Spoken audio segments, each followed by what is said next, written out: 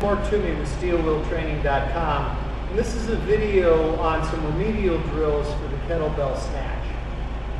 There are three areas that we generally see people falling apart on the snatch, and that is on hip activation to lift the bell up beyond their waist so it doesn't become an upper body pull, the lockout at the very top, and then also a general feeling of catching the bell with the hips as opposed to the hands.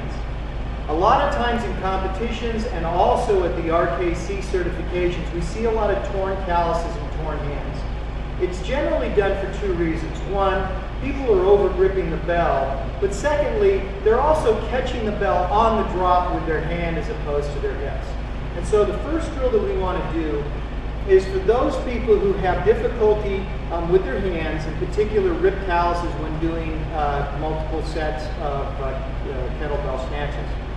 If you're used to working with a 24 kilogram kettlebell, my suggestion is to step up to a 32. The action on the kettlebell snatch is a drive through with your hips, the snatch is completed, and then you drop your hips to start the action of the drop itself, or bring your hips back. The bell will start to come down. If you wait until it gets to the bottom to catch it with your hand like that, you're really going to have an awful lot of force going from here down to here, and that's generally where we see a lot of torn calluses here at the base of the fingers. Instead, let your hips catch the bell instead of your hand absorbing the force. From the side, you'll do a regular snatch. Then as you bring it down, let your hips decelerate. Don't let your hand catch it, but instead let your hips decelerate the bell. And at the same time, load for the next explosion.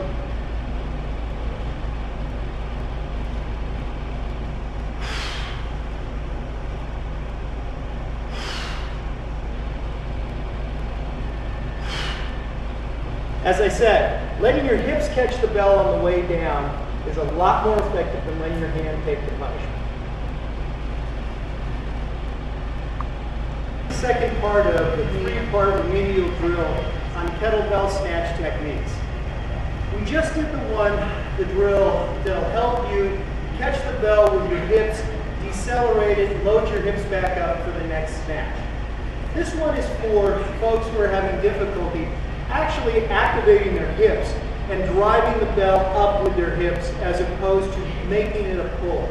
When you start to do high count snatches, it becomes more of a problem. So instead, I want you to use a Swiss ball. If you need to, a Bosun ball, but they sit a little too close to the ground. But a good sized Swiss ball will be real effective. In this particular case, we're going to use a 16 kilogram kettlebell. What I suggest is you go down one size. If you're used to using a 24, use a 16, maybe a 20. If you're snatching currently with a 16, use a 12 or an 8. What you want to do is place the bell in the center of your stance and then snatch it. You're going to have to drive your hips into the ball in order to get it up. So you'll look something like this.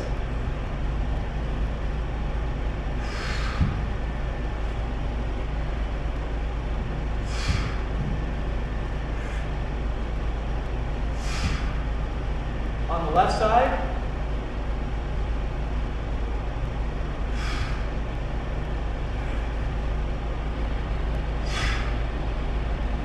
after you've done this drill a few times, grab the size kettlebell that you normally snatch with and try it a few times.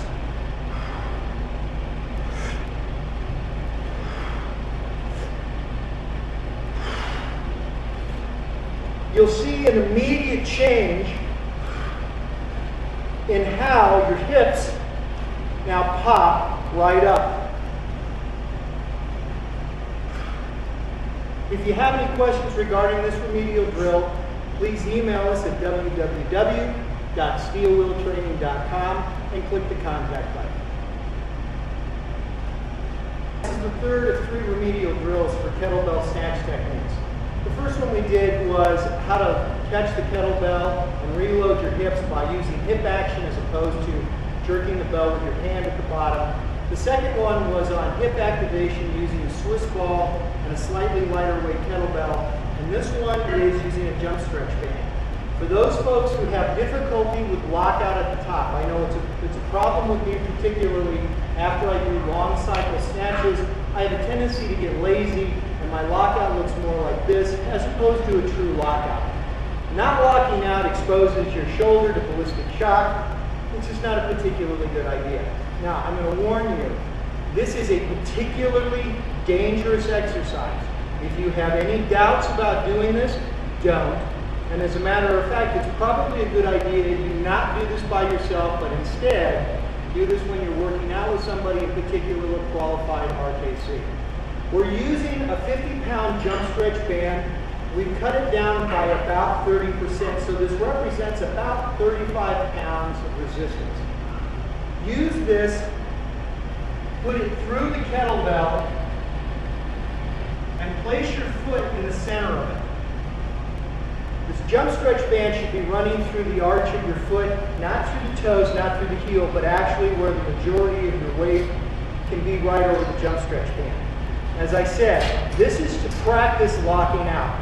If you do not commit to the full lockout on this, you're going to have 24 kilograms of iron coming back into your head, and it's why I'm telling you right now, this is an extraordinarily dangerous move to do if you are sloppy or not committed to the movement.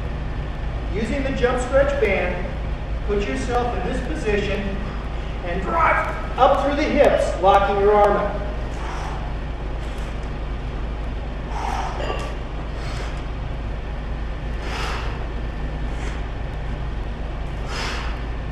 As I said before, once you've done this a few times, it will remind you the importance of locking out. So when you do your next couple of snatches after it,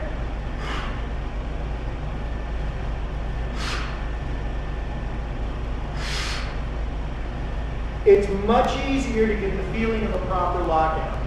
If you have any questions regarding this, please email us at www.steelwheeltraining.com.